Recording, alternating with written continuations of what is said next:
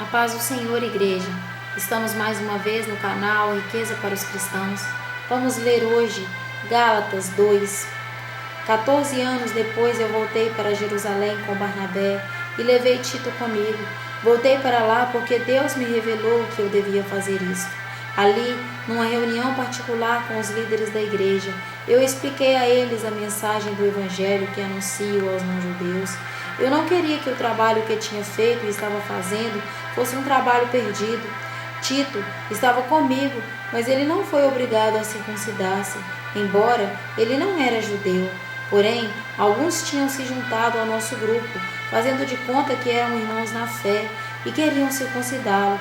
Eram homens que tinham entrado para o grupo como espiões, a fim de espiar a liberdade que temos por estarmos unidos com Cristo Jesus e para nos tornar escravos de novo. Mas em nenhum momento nós cedemos, pois queríamos que vocês tivessem o verdadeiro Evangelho. E aqueles que pareciam ser os líderes da igreja, digo isso porque para mim não importa o que eles eram, pois Deus não julga pela aparência. Aqueles líderes, repito, não me deram nenhuma ideia nova. Pelo contrário, eles viram que Deus me tinha dado a responsabilidade de anunciar o Evangelho aos não-judeus, assim como tinha dado a Pedro a responsabilidade de anunciá-los aos judeus.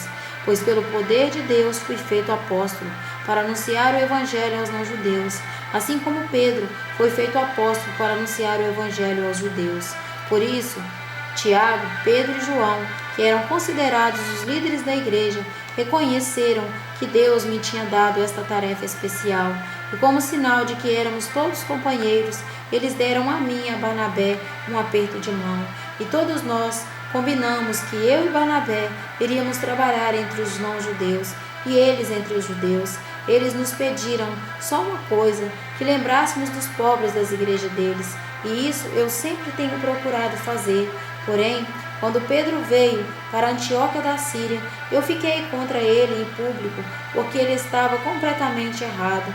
De fato, antes de chegarem ali, alguns homens mandados por Tiago, Pedro tomava refeições com os irmãos não-judeus, mas depois que aqueles homens chegaram, ele não queria mais tomar refeições com os não-judeus, porque tinham medo dos que eram a favor da circuncisão entre os judeus. E também os outros irmãos judeus começaram a agir como hipócritas, do mesmo modo que Pedro, e até Barnabé se deixou levar pela hipocrisia deles.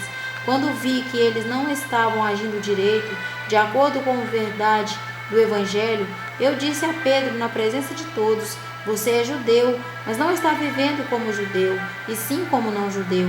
Então, como é que você quer obrigar os não-judeus a viverem como judeus? O fato é que nós somos judeus de nascimento, e não pecadores não-judeus, como eles são chamados, mas sabemos que todos são aceitos por Deus somente pela fé em Jesus Cristo e não por fazerem o que a lei manda.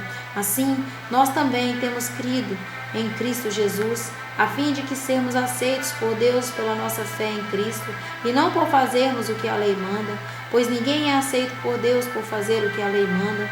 Ao procurarmos ser aceitos por Deus, por estarmos unidos com Cristo, fica claro que somos pecadores, como os não-judeus, mas será que isso quer dizer que Cristo trabalha em favor do pecado? Claro que não.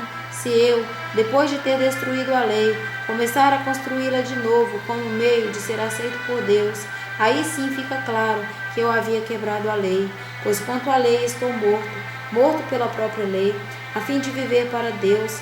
Eu fui morto com Cristo na cruz. Assim, já não sou eu quem vive, mas Cristo é que vive em mim. E esta vida que vivo agora, eu a vivo pela fé no Filho de Deus, que me amou e se deu a si mesmo por mim. Eu me recuso a rejeitar a graça de Deus, pois se é por meio da lei que as pessoas são aceitas por Deus, então a morte de Cristo não adiantou nada.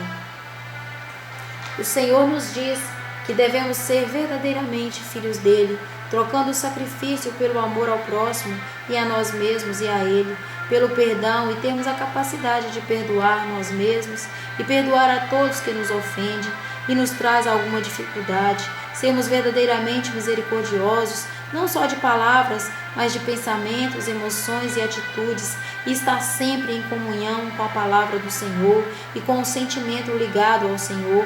Assim o Senhor nos guiará e nos dará felicidade e prosperidade enquanto estivermos neste planeta. E o mais importante, quando nós fecharmos os olhos ou o Senhor voltar antes, nós encontraremos com Ele na glória. Amém. Que as bênçãos do céu sejam derramadas sobre todos nós.